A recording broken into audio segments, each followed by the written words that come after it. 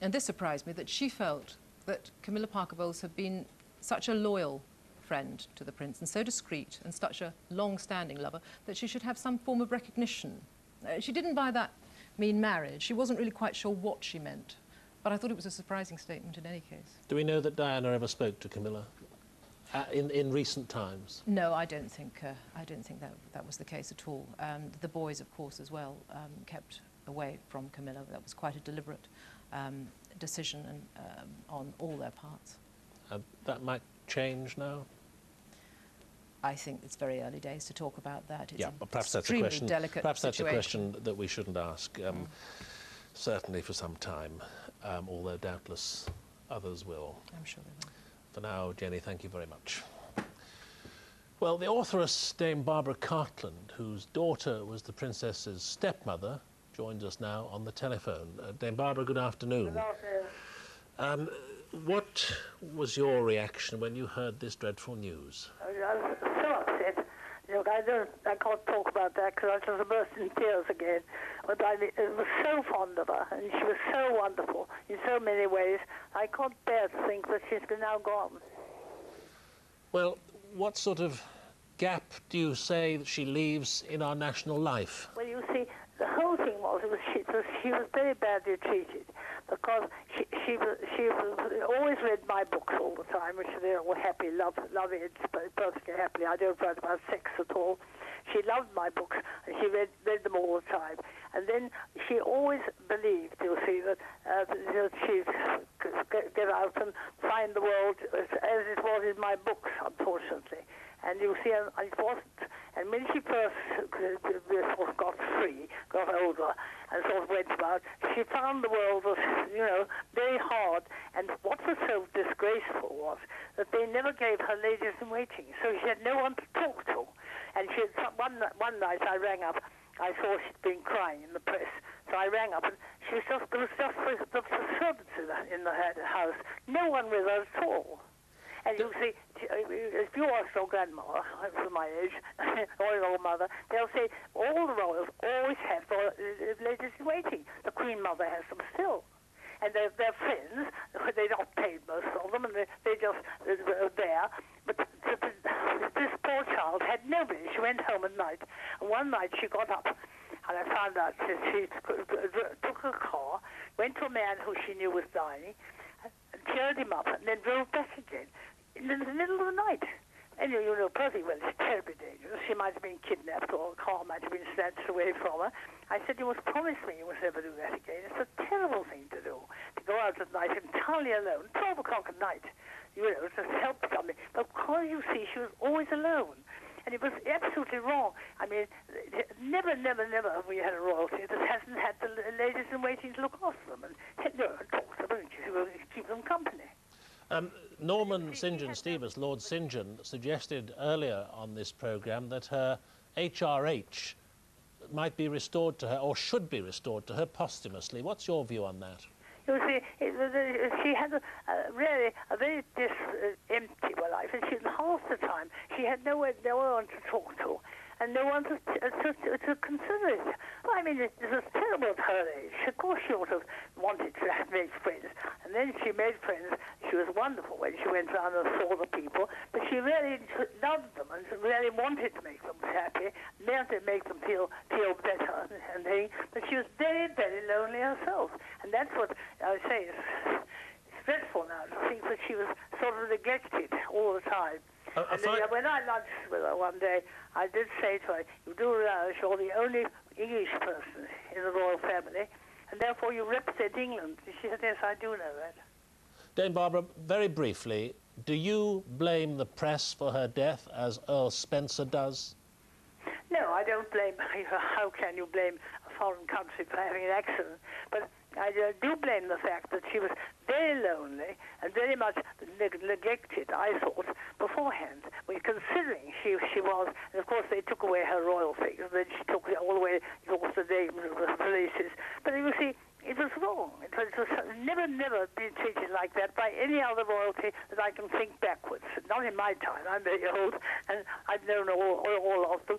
And you see, I think she thought everything was going to be wonderful, like in my books, you see.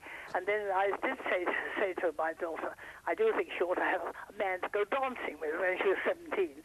And, you know, we all used to have played dancers, you remember, all those days back.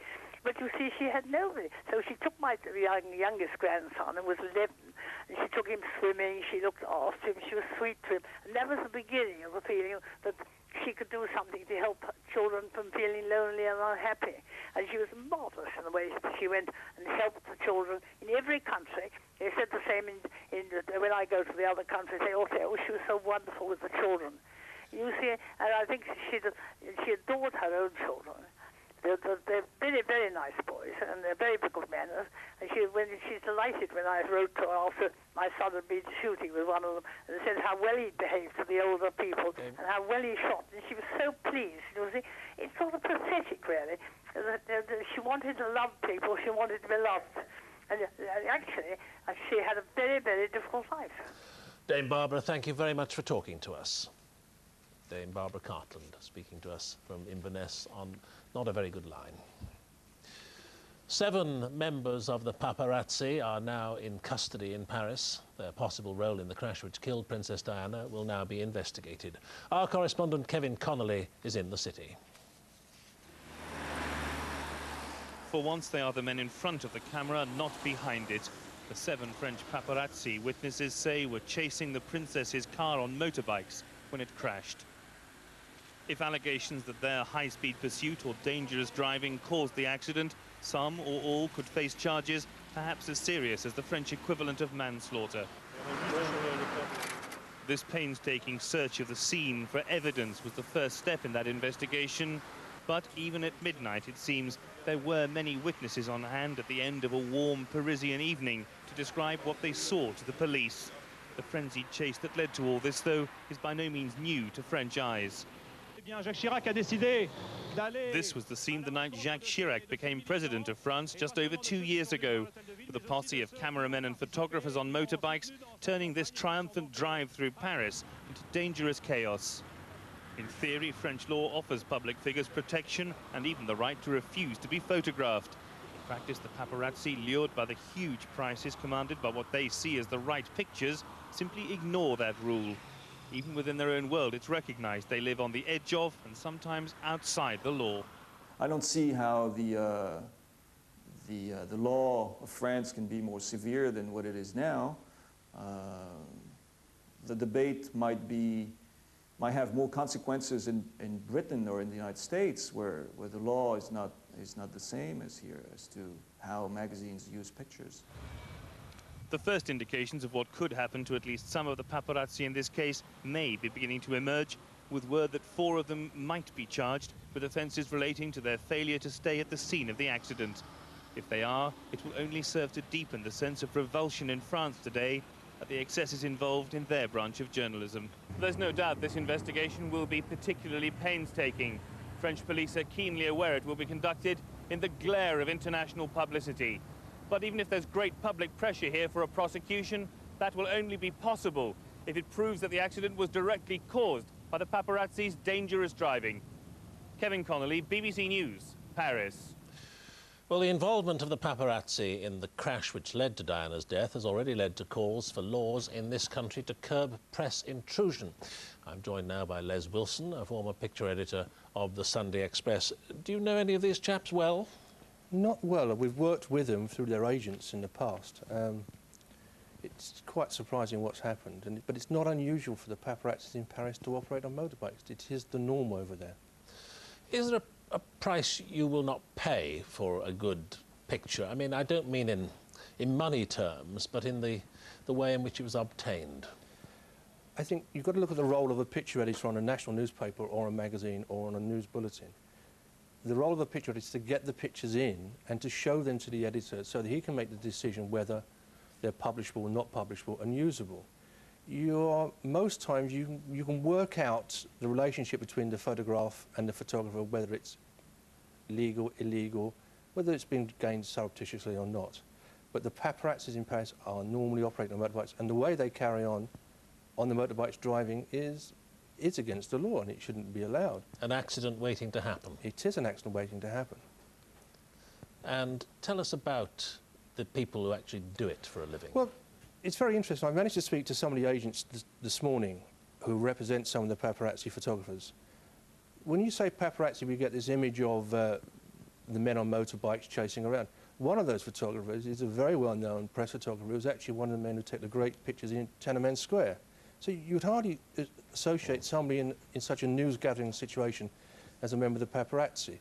But they were advised 5 minutes before they left the Ritz Hotel that Her Royal Highness Antododi would be leaving. So there was no animosity. They came out quite happily to be photographed. They got into the car. So there was no aggravation. Who advised them that they were the couple would advised be leaving? by the people at the hotel that they'd be leaving and be prepared to take pictures. So there was a photo call at the back entrance when the Mercedes left? There was not a photo call, but there was no animosity. There was not coming out with bags over heads and looking down. They came out looking up, looked at the cameras and got into the car. Yeah. But I'm told the car left at great speed. It did accelerate away at great speed, which amazed some of the photographers because they had then played what was a sort of catch-up. They then had to go on their motorbikes and follow. And they were trying to follow, I suspect, more than chase. But what is the mentality of the chap who does that?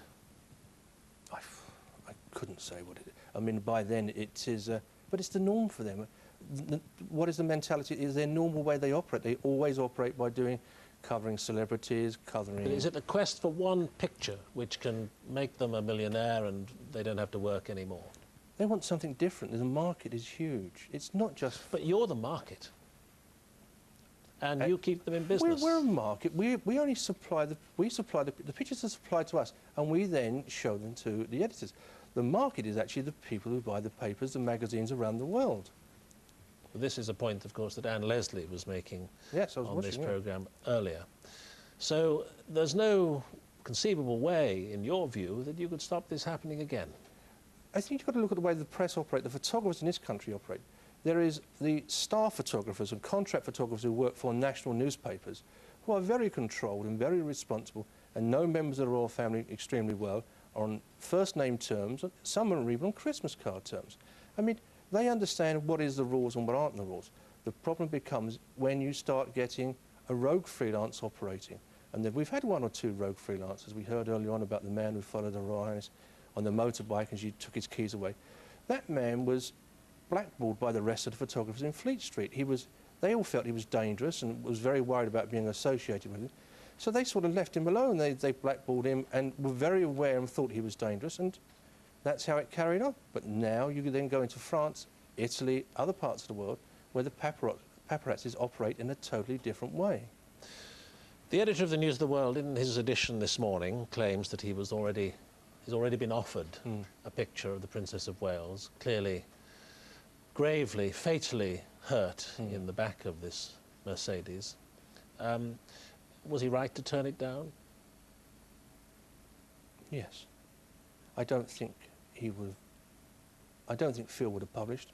I think it would have been terribly offensive. And there was a point when phone calls started coming through... But where is the line? Where is the line? I can't tell you where... He's published other highly intrusive photographs of her in life.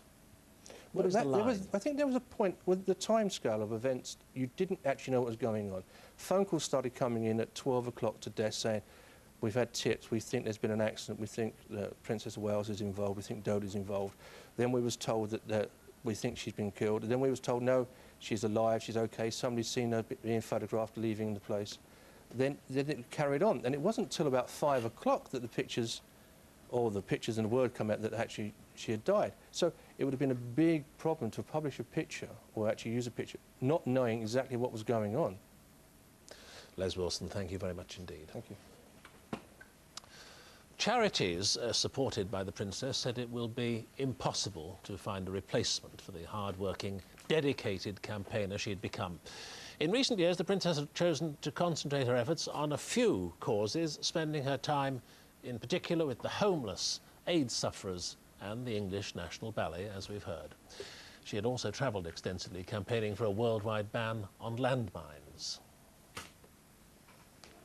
Behind the formal meetings and greetings, Diana, Princess of Wales, brought compassion and understanding to her work with the deprived and the suffering. Her contribution was always much more than that of a high-profile celebrity. I'm not a political animal, but I think the biggest disease this world suffers from in this day and age is the disease of people feeling unloved. And I know that I can give love for a minute, for half an hour, for a day, for a month, but I can give, and I'm very happy to do that, and I want to do that. Perhaps more than any other charitable patron, she made a difference, being prepared to defy prejudice, as in this meeting with AIDS patients in America. Indeed, her famous handshake with an AIDS patient at the Middlesex Hospital in 1987, she single-handedly changed attitudes both here and around the world. It was a concern she maintained throughout her life. She was planning to visit the AIDS charity London Lighthouse later this month. It would have been a private visit. It would never have got into the papers or onto the television. But she was just going to come and bring a friend who was interested in Lighthouse and sit and talk to some of our service users and staff. And that kind of personal interest is really irreplaceable. But the relentless media glare, even in this area of her life, took its toll. And following her separation from Prince Charles, she announced she would be scaling down her charitable work. Over the next few months, I will be seeking a more suitable way of combining a meaningful public role with, hopefully, a more private life. But the woman who wanted to be known as the Queen of Hearts continued to devote herself to her favourite causes. She brought more than publicity. For someone who was naturally shy, she became adept at putting others at ease. If you'd seen her walking into a room with a number of old people all around, and she would pick out probably the oldest person in the room, and probably, in a way, to our eyes, to camera's eyes, almost the least attractive, and she would go there, the hand would be into that older hand, and she would form a link that no other person in my experience has been able to do. And she continued to highlight the plight of those who would otherwise be forgotten. When she went to Angola, crusading for a ban on landmines, she courted political controversy and put herself at some risk. Campaigners who'd been trying for years to get something done found governments began to notice at last. And it wasn't until the Princess became involved at the end of '96 and early '97 with the Angola trip and with a number of other things that suddenly everybody woke up to this problem. And millions of people around the world have now seen her talking about this issue. As one charity leader put it today, Diana, Princess of Wales, made a genuine difference to people's lives, using her public position and the media to create hope out of despair, and leaving even the most distressed with a sense that someone cared. Neil Dixon, BBC News. And reaction to the Princess of Wales' death from the Duchess of York, who said she had lost a sister after hearing about it. The Duchess is travelling back to England from Italy with her two daughters. In a statement, the Duchess said the Duchess has lost someone she has always considered a sister and a best friend. The Princess's death has touched millions of people throughout the world. One country where she'll be remembered with particular affection is India. She visited the subcontinent on several occasions, and I'm joined now by the Indian High Commissioner, His Excellency Dr. L.M. Singhvi. High Commissioner, what did the Princess mean to the Indian people? I think she touched base with India at the deepest level, perhaps through the inspiration of Mother Teresa.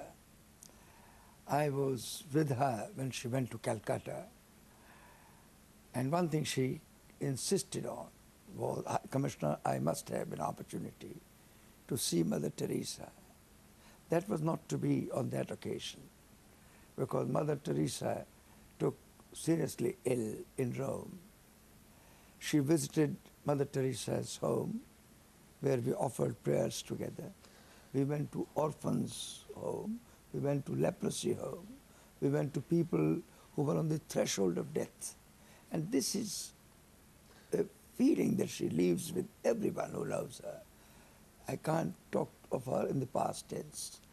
She leaves that feeling of commiseration, of empathy, of sympathy. But what was it about this English aristocratic princess that struck a chord with the poor of India? I don't think it was merely because of our aristocratic origins. No, I'm not suggesting for a moment. We have a but I'm large suggesting the aristocracy of our contrast. own. But she was a person, she was a human being who was able to establish relationship, to reach out. And she reached out to the poorest of the poor, to the most afflicted, to the most miserable, to those who suffer. And I think this compassion made her a kind of an apostle of compassion, of charity. She became a missionary of charity. And I see her entire network of concerns in that light. She was a private person playing a very important public role. I remember talking to her on landmines. It was not a political issue for her. For her, it was an issue of what misery it caused, what destruction it caused. And she had a way of simplifying some of the most complex problems in a very simple way, because she had one talisman. She had one simple approach, and that was human sorrow, human misery, and how she could do something to ameliorate it, to mitigate that misery. I think that is what touched the chords in the hearts of millions of people in India. We felt very close to her. My wife and I knew her well, and we found that this ability of her was wonderful. I have to stop you there with your... Is Hampshire... By genuine love. I think she actually loved people. And the more distressed and unhappy and wretched they were, the more she seemed to love them. And she gave herself in so many ways to other people whose lives were frankly miserable. She was looking for a role, though, all the time, wasn't she? She was indeed, and I think in many ways it was apparent to us all where she could be of such enormous help. She was, for instance, when she went abroad on her official trips from time to time, she never failed to get in touch with Help the Aged and say, I'm going to such and such a country. Do you have an activity there? Because I would, if I have the time, I'd love to go and see them. And indeed, she did just that. She was really conscientious, the most conscientious patron you could possibly imagine. How do you think, it's a question I put to a number of people, how do you think this life should be commemorated, celebrated even?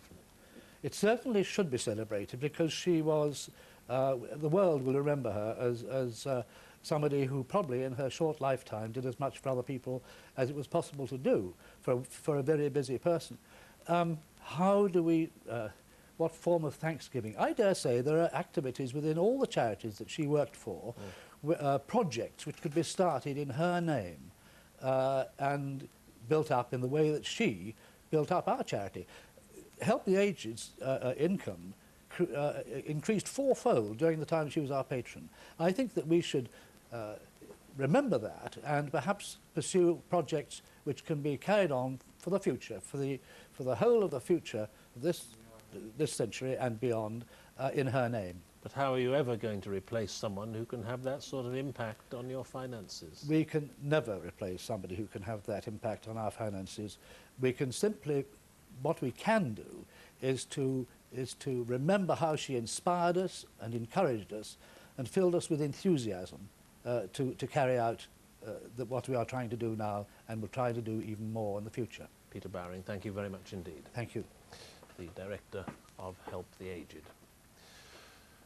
Well, Prince Charles left Aberdeen, not far from Balmoral, for Paris shortly after 2:15 this afternoon. He and the Princess's two sisters are accompanying her body home in a few hours' time. From Aberdeen, our correspondent Wesley Kerr reports. About an hour before the Prince of Wales arrived here at Aberdeen Airport, the BA-146 of the Royal Squadron, which will return this evening with Diana, Princess of Wales' body, arrived at the airport's VIP area. On board were the Princess's two sisters, Lady Jane Fellows and Lady Sarah McCorquodale. Then, at around 2:15, the Prince of Wales himself arrived at the wheel of a black estate car with another vehicle following. He appeared deep in gloom but composed. Even on a tragic day like this, there was still a receiving line to be greeted before the prince could board the plane, where he was reunited in grief with the princess's sisters, both old family friends, and Lady Jane, the wife of the Queen's private secretary. For Prince Charles, today must be bringing terrible memories of that other August day in 1979, when he and Prince Philip received the coffin of his great-uncle Earl Mountbatten of Burma after Irish Republican terrorists had killed him in 1979. Minutes after the prince's arrival, the plane was taxiing to the runway for takeoff to Paris.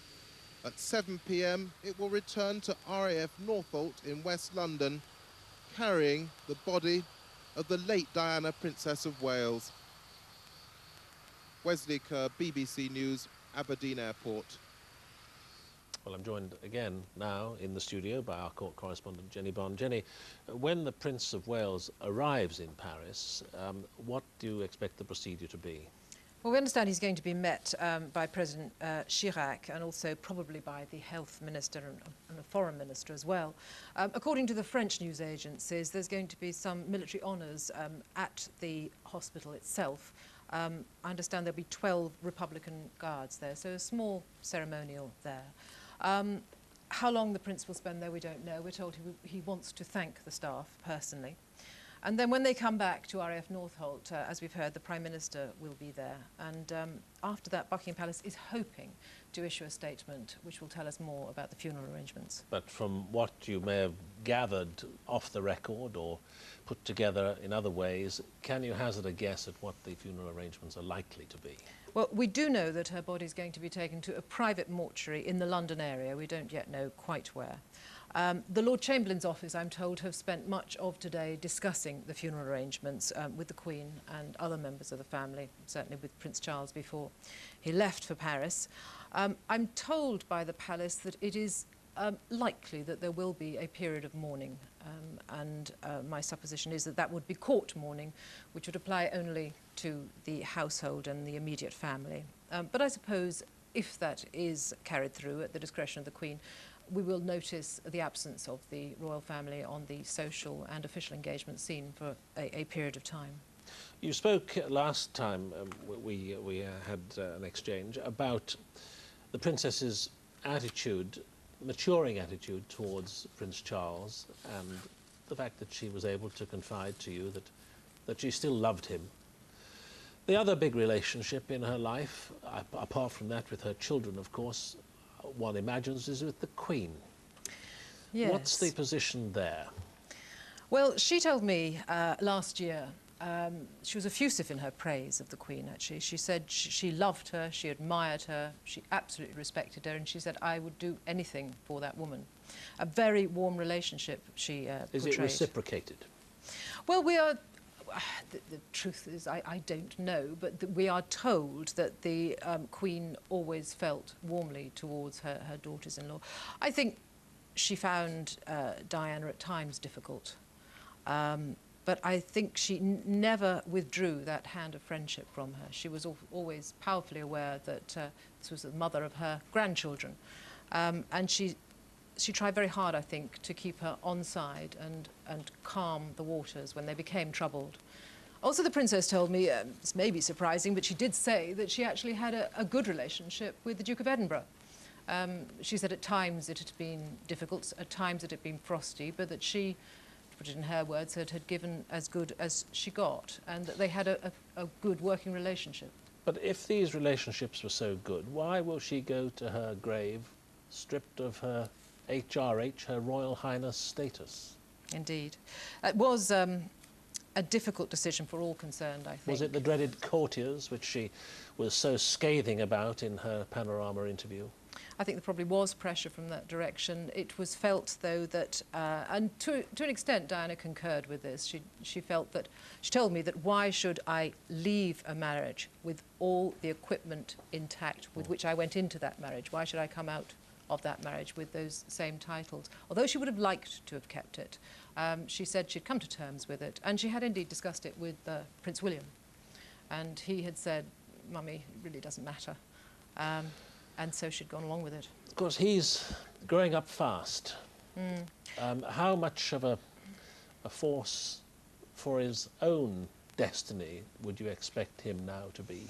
How much this is going to set him back, no one can really hazard an accurate guess. Who knows, be the making of him? It could be, yes. He will have to draw on all his inner strength to get through this. They were very close indeed, and he had become the man in the princess's life. If you went to her drawing room, as I did, you would see pictures of him all around, and of Harry.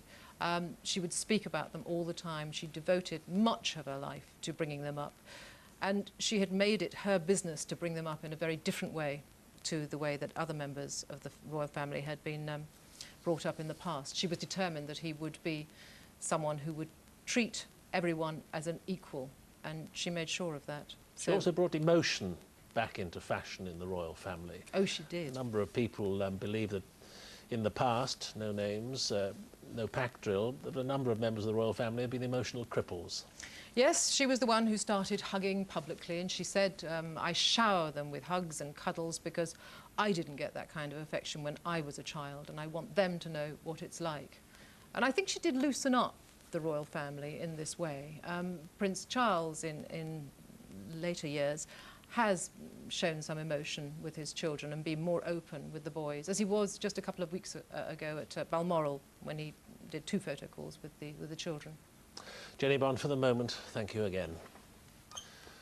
Hundreds of flowers and tributes to Diana, Princess of Wales, and Dodi Fayed have been laid outside Harrods store in London, which is owned by Dodi's father, Mohammed Al Fayed. The relationship between Diana and Dodi became public less than a month ago, but it had been described by those close to the princess as her first serious romance since her divorce from Prince Charles. These were among the last pictures of Diana, Princess of Wales, taken yesterday as she boarded a private plane in Sardinia.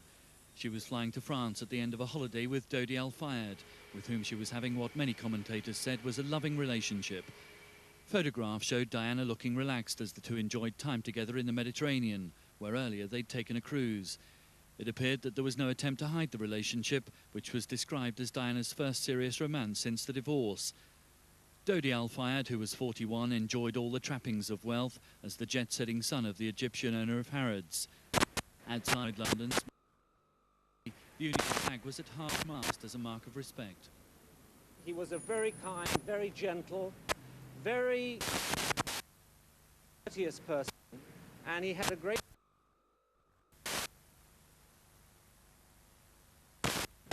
friendship, family. The media.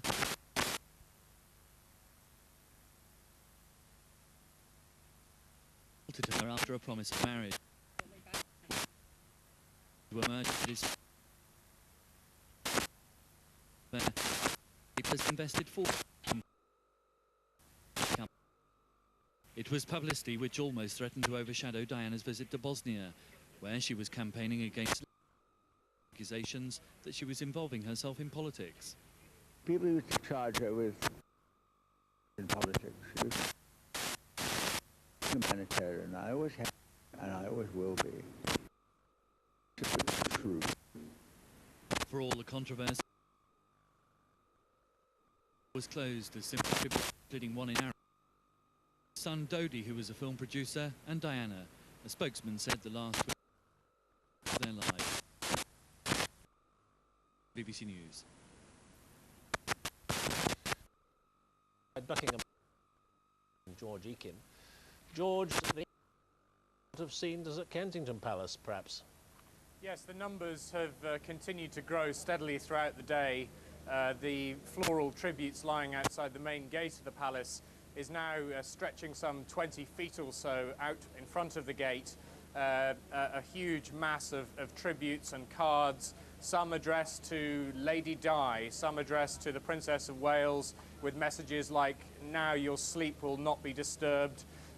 Many of the people laying them have been in tears as they've been allowed through to place their own tributes. And the numbers of people here have, as I say, continued to grow, despite the fact that there were large numbers of tourists here initially for the changing of the guard ceremony, which went off as usual without any of the happiness and jolly music that usually accompanies that occasion. It was a time for the band to play quiet hymns and tunes in the courtyard of the palace.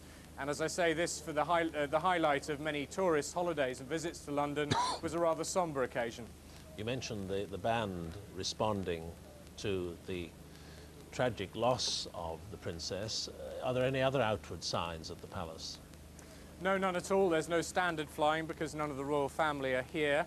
If one looks past the palace, the flags are at half-mast on the Home Office and on the Houses of Parliament. I think that a lot of the local people who've come here feel it's a pity that there isn't somewhere special where they can go that's just for remembering the Princess of Wales. They're upset that their quiet contemplation has to be mixed in with the day-to-day business of tourism, which they know must go on. But certainly several people have expressed sadness that it all has to be such a mixture. I think that many of them will remain here until we know more about the movements of the royal family, whether any of them will be coming back to the palace. And as we've heard earlier, that may come after the body of the princess is brought back to RAF Northolt. Of course, at the palace, at the best of times, is who are the people on today, Anna? Well, I think of visitors who perhaps were going to come here anyway, and when they got here found rather more people than they expected, and all the cameras here, and have since learned what has happened to after all, one of the most famous people in the world, and they have stayed. And local people and people who've come from, I talked to a couple from Blackburn who've come down to London for a break, and they got up this morning and saw the news and decided there really was only one place to go to just silently think about Princess Diana, and that was here. So it's a mixture really of foreign visitors and local people who've decided that this is the most accessible place for them to come and show their respect. George Ekin, thank you very much. The involvement of the paparazzi in the crash which led to Diana's death has already led to calls for laws in this country to curb press intrusion. From the very first days that the young Diana was linked to Prince Charles, she's attracted unprecedented press attention. Our media correspondent Nick Hyam examines the relationship she had with the press. From the moment her relationship with the heir to the throne became public, the young Diana Spencer found herself the focus of intense media interest. To begin with, it was her innocence on which the photographers focused. Buckingham Palace would have preferred official photo calls like this, but they didn't satisfy the media, especially when the fairy tale marriage began to collapse. Much later, she recalled the impact of it all. When I started my public life 12 years ago, I understood the media might be interested in what I did. I realized then their attention would inevitably focus on both our private and public lives. But I was not aware of how overwhelming that attention would become. She became adept at manipulating the media. At the Taj Mahal on a trip to India, she posed alone and soulful as her marriage broke up, and she gave an interview to the BBC's Panorama in which she reiterated her complaints against photographers. I never know where a lens is going to be. A normal day would be followed by 4 cars. A normal day would come back to my car and find 6 freelance photographers jumping around me. Some people would say, well, if you had a policeman, it'd make it easier. It doesn't at all. They've decided that I'm still a project after 15, 16 years that sells well. Sometimes she retaliated. On one occasion, a member of the public came to her aid when she challenged a photographer in the street. A second photographer was there to capture the scene. The obsession with the princess, with cameras always on hand, culminated in last night's chase, quickly condemned by fellow celebrities and royal watchers. I've actually been in that same tunnel being chased by paparazzis, and they run lights and they chase you and harass you the whole time. It happens all over the world. You don't know what it's like being chased by them. It is harassment under the under the guise of we are the press, we are entitled, and when people are having a private moment, they should be allowed to have a private moment. We know that there was a car traveling very fast. We know that there were surrounding paparazzi or pursuing paparazzi on motorbikes. if it wasn't so tragic, it would be farce. I mean, this sort of moment should never be repeated, and it's up to newspaper buyers, newspaper proprietors, newspaper editors and politicians to decide how do we behave more sanely in future. But the freelance paparazzi find a lucrative worldwide market. These photographs of the princess and Dodi Al-Fayed sold for $200,000 in America. The British tabloids, she called them ferocious only last week, bought the pictures too. Outside Buckingham Palace this morning, some members of the public blamed the media for her death. I wouldn't even buy the Sun for the toilet paper. Newspapers, it said, should refuse to buy from the paparazzi. If they don't, the government should act, according to a former minister for the media whose own private life has produced tabloid headlines. The question is, will the Prince of Wales have to go through this? Will Prince William have to go through this when he gets a girlfriend? Will Camilla Parker Bowles have to continue to go through this? We are a civilized society. It is no ornament to a civilized society that this kind of thing is tolerated. But one photographer says the paparazzi can't be stopped. I don't know. What are you going to do? You can't introduce a privacy law in this country. This didn't happen in this country. It happened in France. France has got the tightest privacy laws in the world. You're just not going to stop this sort of thing happening. The paparazzi know. London isn't the market. Paris isn't the market. The world is the market. Princess Diana is the most famous woman in the world. Her death is reported only in special late editions of this morning's papers. They deny responsibility for the activities of freelancers and say there's no need for tighter controls. Diana was unique. She had a unique relationship with the public, and the media were the way many times she communicated with the public. She had a place in the hearts of the public, and I don't think we'll see that same press attention for another person really again. In recent months, the princess had used her attractiveness to the media to win publicity for her campaign against landmines, visiting Bosnia and Angola. She'd become an icon of beauty, of celebrity and of glamour, someone the media celebrated. The manner of her death may also make her the media's victim. Nick Hyam, BBC News. And the tragic news today is that Prince Charles and Princess Diana's two sisters are due to arrive in Paris shortly to a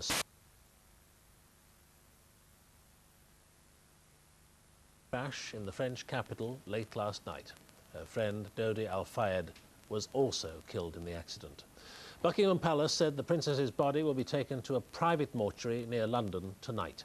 The funeral arrangements will be announced either this evening or tomorrow. The crash was at high speed and horrific. Just after midnight, the black Mercedes with 4 passengers cannoned into a concrete pillar, then hit the side wall. The impact killed Dodi Al-Fayed immediately, and his driver. The princess and a member of Dodi's security staff then had to be cut out of the wreckage. The emergency services had arrived quickly. They were reportedly appalled at the scene. It took over an hour to free the princess, during which time she received emergency treatment. First reports had described her as having arm and thigh injuries and concussion. She was taken to La Pitié-Salpêtrière hospital, and at that time the gravity of her condition was not publicly known. She had massive chest injuries and suffered a heart attack shortly after arrival. Malgré la fermeture de cette plaie et un massage cardiaque For 2 hours, the doctors tried desperately to save her, but despite their efforts, she died at 4 in the morning. By then, the royal family and both the British and French governments had been informed of the situation. The French Prime Minister led his country's tributes. Les Français ont toujours été séduits par son charme. The French have always been captivated by her charm, her personality, her humanity. I also like to extend my sympathies to the people of Britain. As the news spread, the British ambassador added his words. The death of the Princess of Wales fills us all with deep shock and with deep grief. And our thoughts and our prayers are with her family and her friends, and with the family and friends of the others who died in the accident. The Princess of Wales and Dodi Al-Fayed had started their evening with dinner at the Ritz Hotel. Photographers, the persistent paparazzi, were outside. So the Mercedes, driver and security man in the front, collected the couple from a rear entrance and headed towards a villa owned by the Al Fayed family across the river.